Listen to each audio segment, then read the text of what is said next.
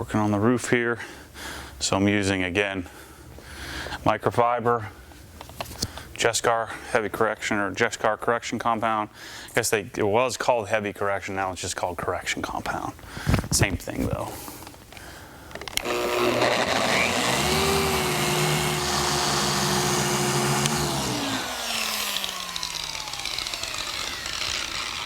So what I'll do, I'm doing this main body section.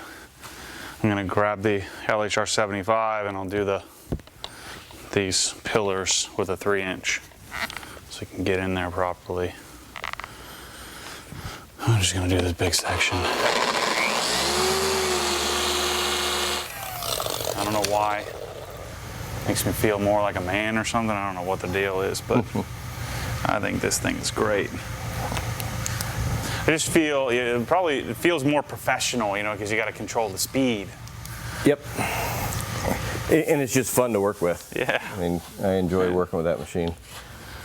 It's kind of like a nice change of pace while you're 20 hours into something.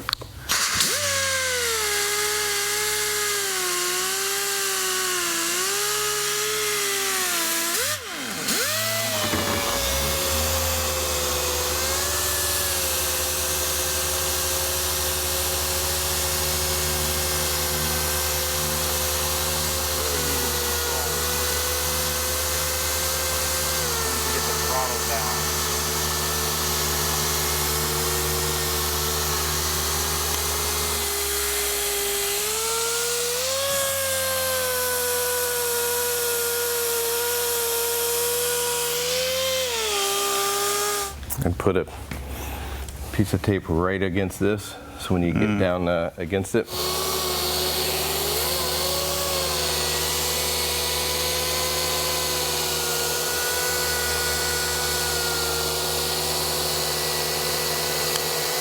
I must look like to you what like my friends when they come and like polish.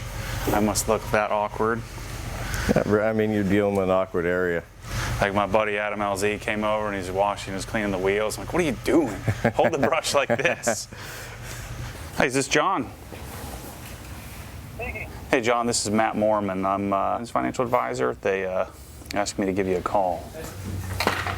Is it nationwide? Is it the variable version? Does the equity indexed ring? Does indexed ring a bell? Is it fixed? You remember what because there are several different types, and then it's just a question of which type of investment or which type of annuity is it, and then does it make sense? Does it fit? Does it mathematically make sense for the rest of your life? That's the question. One of the disadvantages to annuities in general is they're typically going to underperform because of the guarantee, right? So you're giving, there's a simple trade-off, right? You're going to give up something to gain something. So you'll give up some upside to guarantee the principal. So you're going from a no-load, extremely low-cost investment to a loaded with a surrender-charged annuity. There's, insurance companies are in the business to make money, and that's sort of how they do it. You got it, correct. It's in there. It'll be in the 250-page prospectus. There's no way around it. They can't hide it from you, but it's also not published in lights. Correct. Now, if it's a fixed annuity, the fixed annuity will have no fees, but a fixed annuity is fixed, and it's going to be fixed at say 2.5%, 2.5%, something like that. And so, in essence, there are no fees per se, but they're giving you a rate net of their cost, right? And so the fee is embedded into the rate. It's kind of like when a bank loans you money. They loan you money at a certain interest rate. Their costs are factored into that rate. You worked on that side over there, right? Correct. So I finished the A pillar. Yep. The B pillar, C pillar, whatever the heck that thing is. I'm done. This, I didn't do this, so I'm going to do that right now with a 3-inch and kind of get around the edges there. Okay. I can work on this side up here.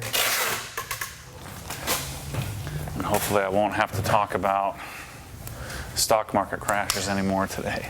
The beauty for me of Obsessed Garage is that it's helped eliminate It's kind of like you guys. You build a certain business, and yeah, you have to deal with some people that don't get it.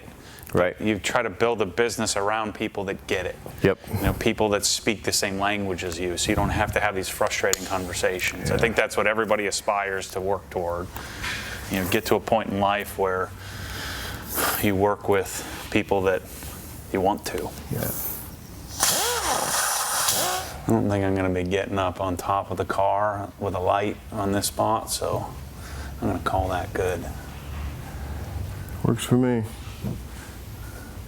So sad it's had the XM antenna. Luckily, I was already into the deal before I realized that. I would have considered canceling it. Not a fan of seeing them there, The wart, and then I don't know how you even listen to it. It sounds like crap. So much compression. Yep.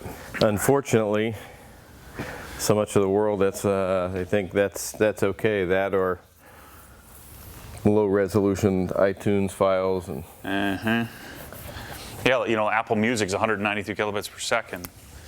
Even if you buy a song from iTunes, if you're lucky, it's 256 kilobits per second. Yep. Which is roughly what? 60% of CD quality. At least Spotify has 320 kilobits per second resolution. All right, so I'm going to keep working. We're going to keep working. I don't know that we really have anything to talk about here on the camera, so we're going to crank through some compounding and then come back to you when we have something important to say. Normally we use steam. It's a lot more even heat. It's a little bit easier to get these big guys off, but it takes some time to heat up. So just go really slow. Yeah, new paint. It's not gonna. Yeah. If you do it just right, you shouldn't leave any adhesive. Usually around like the sides, tops and bottoms, just a little bit, but nothing too bad.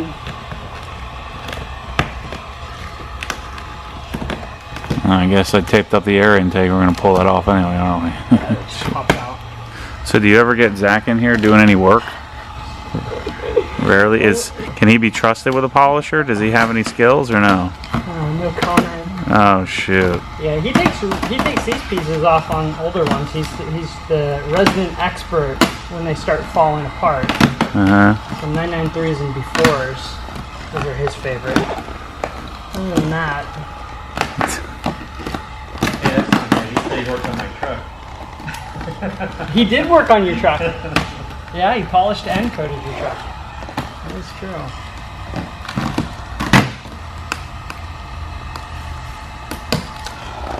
There we go. That's how you do it. I did it with a hair dryer. Is that our first rock? No, it's just some transfer. Tar. Nothing bad. Working on the edges, so I've got finishing up here this section, so that way we can hang it up for the night. I just wanted to finish the rest of this panel.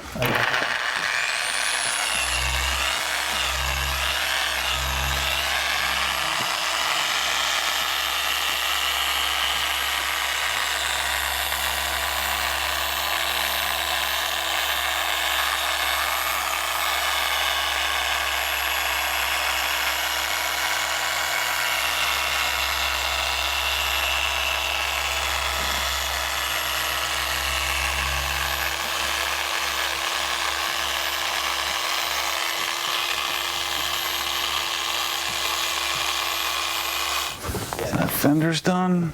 Yeah, no, I'm good. I'm checked I out. can get it off. It's just stuck by This is this. a lot to process in one day.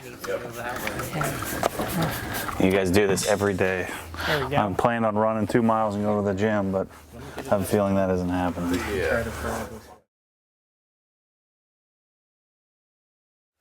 All right, it's day 2 of dialing in the RS.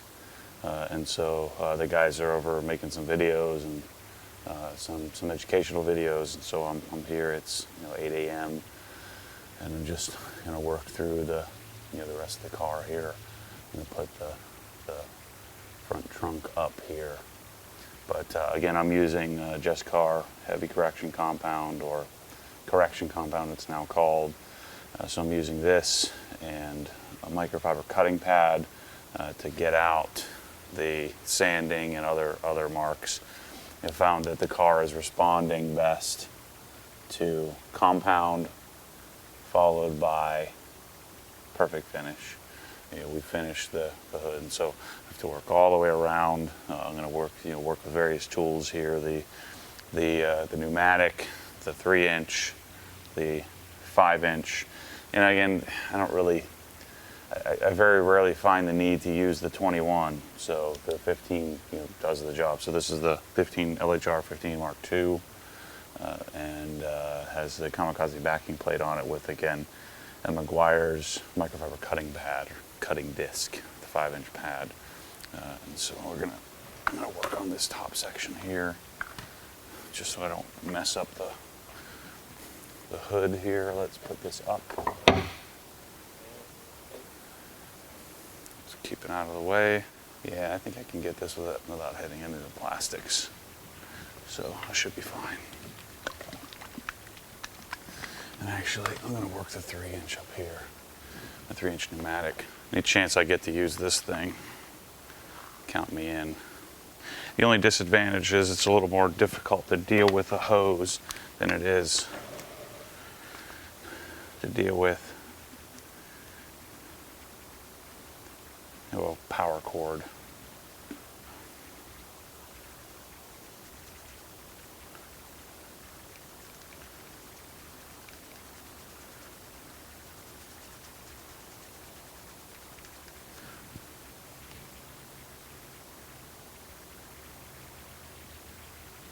Take this tape, put it here so I don't hit that.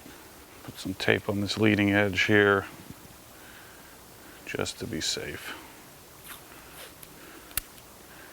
Learned my lesson on this stuff before.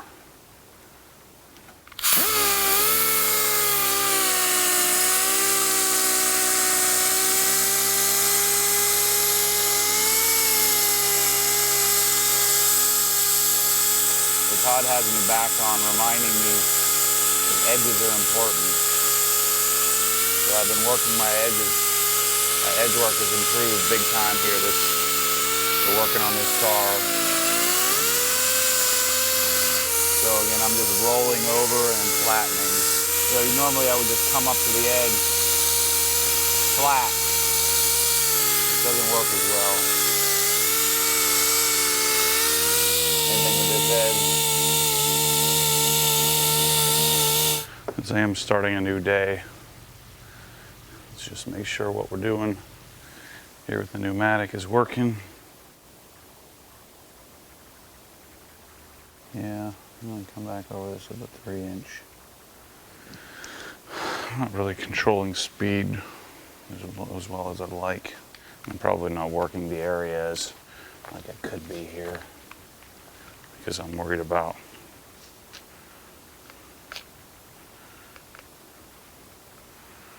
how much time and pressure I'm using, speed. So this, I know the speed. All I have to do is manage pressure.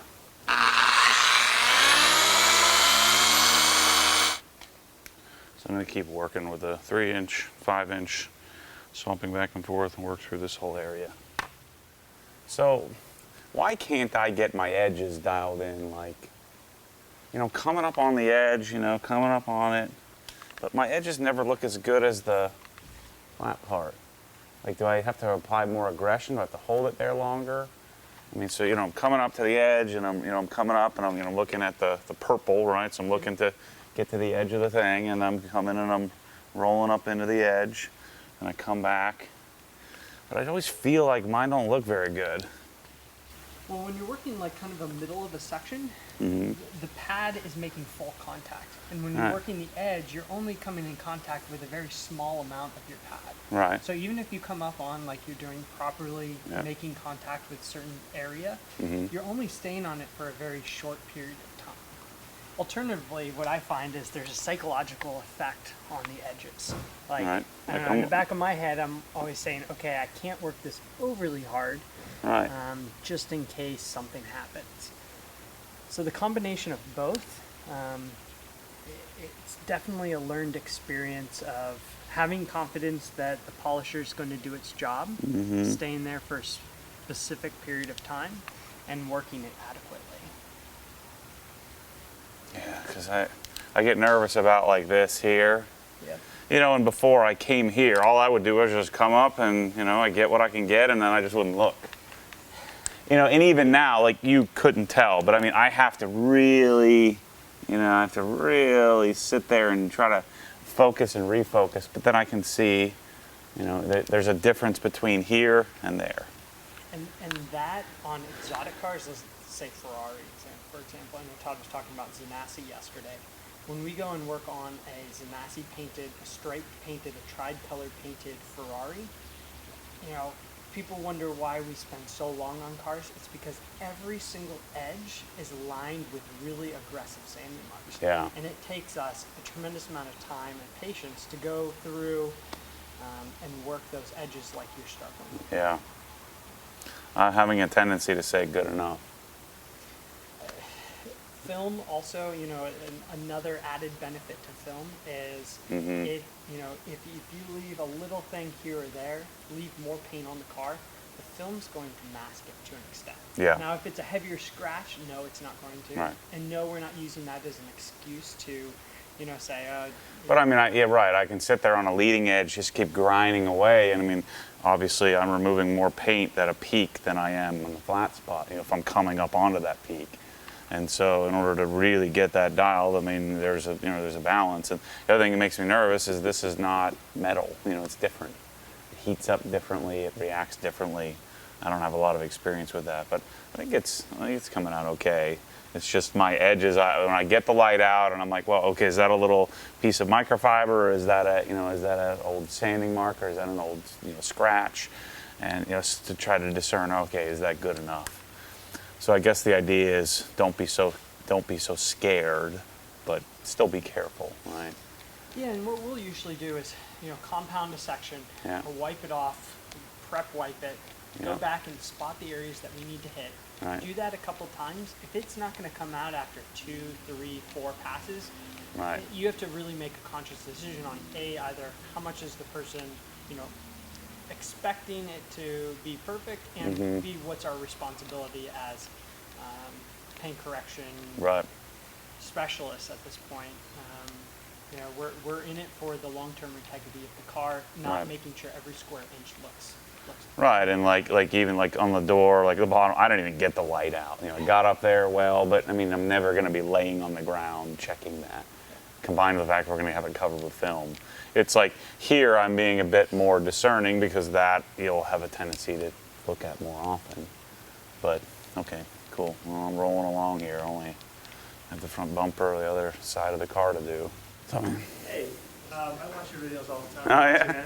Did you see my RS in there? I've not, no. Yeah, it's in there. I'm in it. Look at this thing. I promised myself I wouldn't touch it. Yeah. And it's shredded, torn apart. Okay. Oh, yeah, we're gonna clear. This will be my first foray into clear film. I'm gonna clear film the whole darn thing. Yeah, I mean. Well, nice to meet you, man. You do awesome work, definitely. So Oh, thanks, dude. sometimes It's crazy to sounds me. weird, but it's just kind of like relaxing sometimes watching your videos and just watching you go through a full detail. Like It's just nuts the reach that it had. I mean, I didn't do it to to get famous. It's just kind of happened, It's crazy. All right, so I got the eyebrow out, shroud off, rotary mode. This thing tends to stall out too much from my taste on regular mode. This is I forget what these buffing pads are called, Euro pads. Anyway, so I'm gonna do speed 4 on rotary mode to hit this. I think the battery's dead. Yeah, I'm gonna have to come back to this. Battery's over there charging. Let's keep working through the 3-inch. Working on the front bumper, all these tiny little sections here.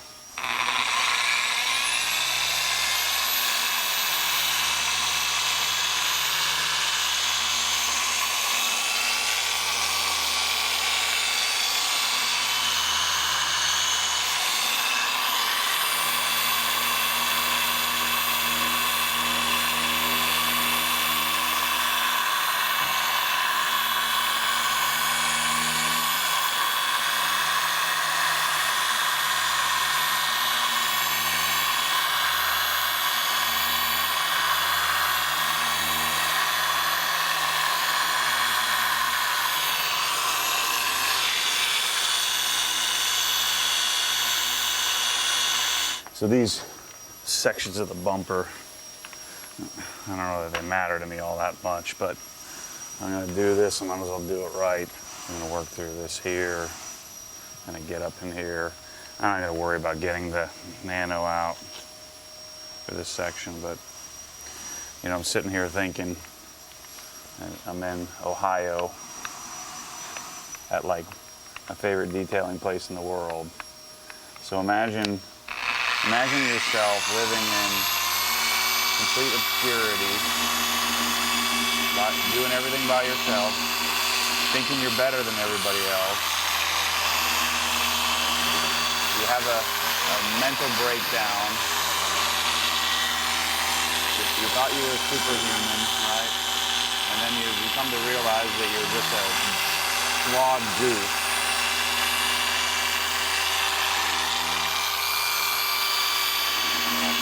And now you're sitting in Columbus, Ohio, detailing your GT3 RS in front of lots and lots of people on a Wednesday afternoon.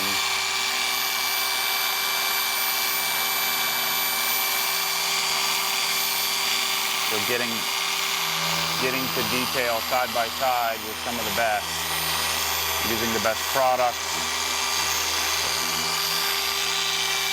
I mean, it's a gosh darn dream, man. It's just, it's hard to believe.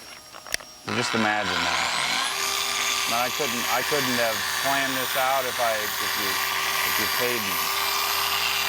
If my life depended on it. Not to mention when you have a dozen people that come by to check in and say hi. It's freaking cool. Jeez. I keep telling myself that as when I'm 25 hours into polishing here, that this is fun. It's fun for the first couple hours. But dang it, I love white. I love dialed in white. It's amazing to me how being open and being coachable, how many mentors enter your life. Like this evening I've got class, so the My Business course that many of you have inquired about. The very first class starts tonight.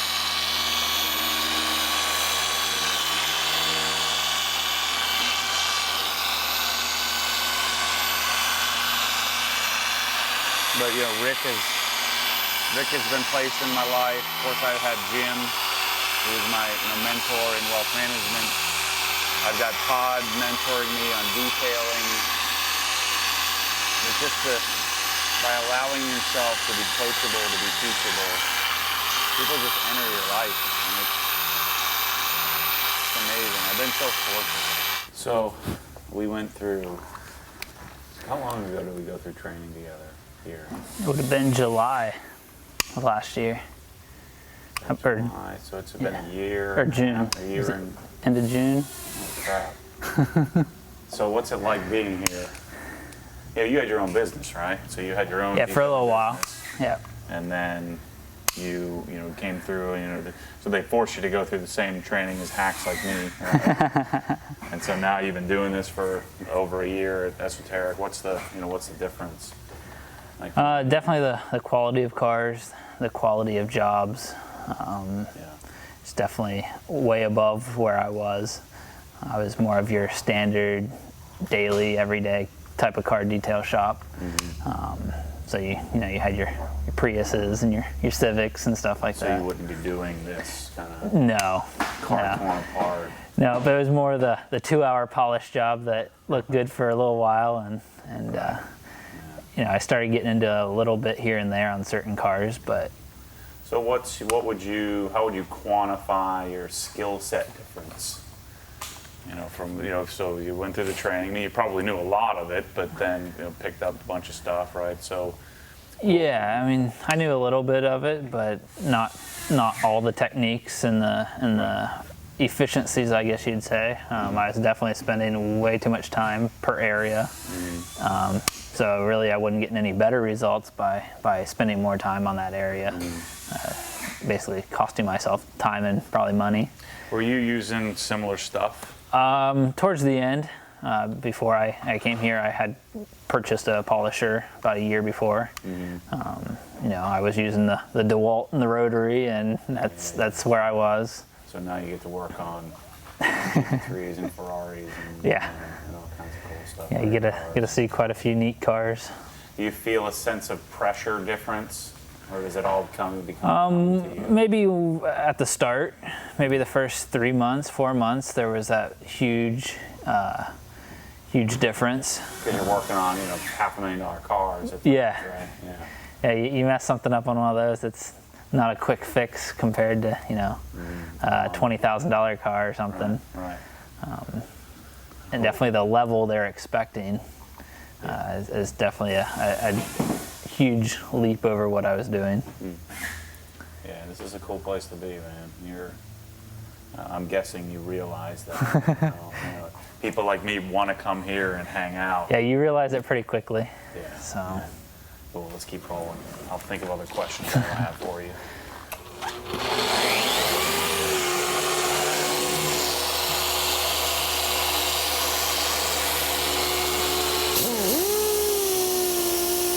Prefer the regular backing plate or the kamikaze? It really comes down to the car. If there's a lot of curves, I think I prefer the Rupes backing plate just because it has a little bit of give to it.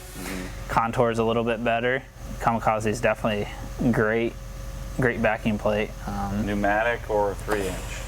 Same story, it depends. We all love the pneumatic. Yeah. I mean, I think it's our favorite tool out of all of them. Why is that? It's just because it feels cooler? I mean, it does the same thing, right? I guess that has a little bigger orbit. Yeah, it has the 15 millimeter throw Yeah, and a 3-inch, so you get quite a bit of cut quickly. It's very efficient. I just find myself questioning, am I at the right speed, you know? That's, I think, more of a feel thing that you come to get. Definitely have to get used to it. Yeah. Well, I'm going to be using it like crazy. My air compressor should be here in a couple of weeks. And time to build my, you know, I'm sizing my entire air compressor just based solely on that tool. You know, without that tool, I don't really need much more than a Home Depot special. But, Oh, sure you do. yeah, that thing yanks like 12 CFM out of it. And so imagine if you had two of them running at the same time, shoot, beat up your air compressor. Yeah, you definitely need airflow. All right, one thing I haven't been showing you guys here that I've been slacking on is, you know, after every half a panel or so, coming over and blowing out the pad.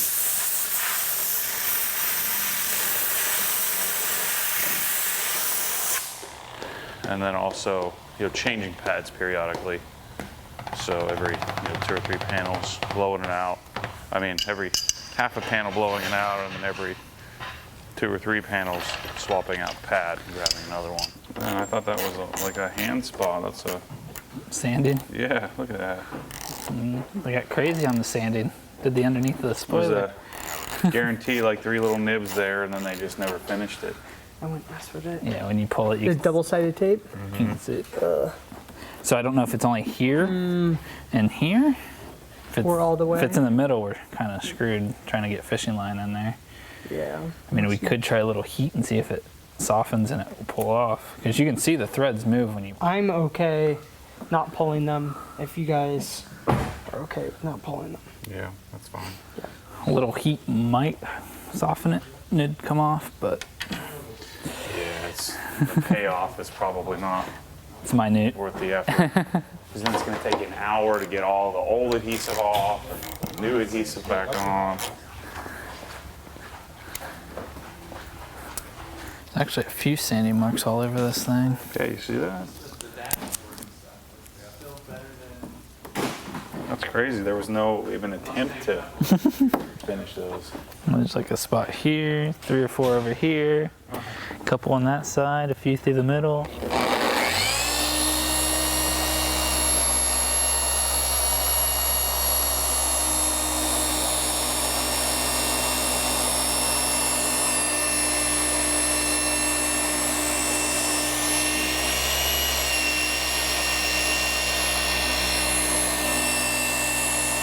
With the eye, it looks like we got it out. Just one.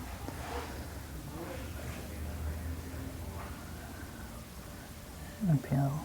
Because that's microfiber haze lint, or yeah, it's just lint. Looks like we got all the sanding marks out. All right, so you're not allowed to critique on my edges. Did the best I could. Well, they look pretty good. So we finished compounding the whole car, Jescar, correction compound, microfiber cutting pad. We surbuffed because we had more aggressive sanding, Yep. scratches, Yep. more imperfections on the hood than we did the rest of the car.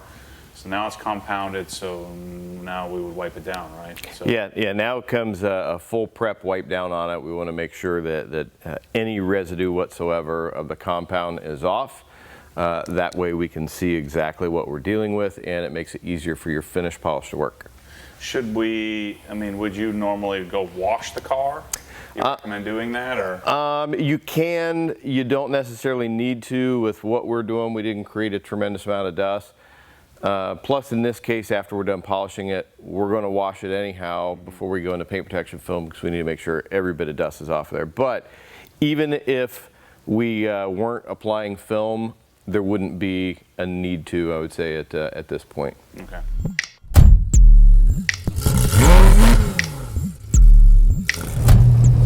What happens when the force pulls you back, your foot naturally comes off the gas. You have to keep your foot to the floor, foot to the floor.